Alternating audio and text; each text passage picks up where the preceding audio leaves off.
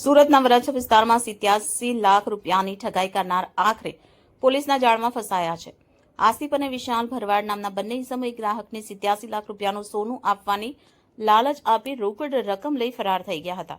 Varachha police દ્વારા બનાવવામાં આવેલી ખાસ ટીમે ગણતરીના દિવસમાં સૂચિત માહિતીના આધારે બંનેને ઝડપી લીધા છે. પોલીસના જણાવ્યા મુજબ આરોપીઓ પાસેથી મુદ્દામાલ સહિતનો મોટો જથ્થો જપ્ત કરવામાં આવ્યો છે, જેમાં રોકડ રકમ અને અન્ય દસ્તાવેજોનો સમાવેશ થાય છે. બંને આરોપીએ ગ્રાહકને વિશ્વાસમાં લઈ તેમનું સોનાની ડીલ ગણાવી લાખો રૂપિયા રોકડા સ્વરૂપે મેળવી લીધા. ત્યારબાદ બંને ઇસમો સંપર્ક વિહોણા થઈ ગયા. ફરિયાદ બાદ પોલીસે ગુનો દાખલ કરી તપાસ હાથ ધરી છે. પોલીસની ટીમે ટેકનિકલ સર્વેલન્સ અને ગુપ્ત માહિતીના આધારે બંને આરોપીને પકડી પાડ્યા છે. હાલ બંનેની પૂછપરછ ચાલી રહી છે અને અન્ય સંડોવાયેલા તત્વોની પણ તપાસ શરૂ કરી દેવામાં આવી છે.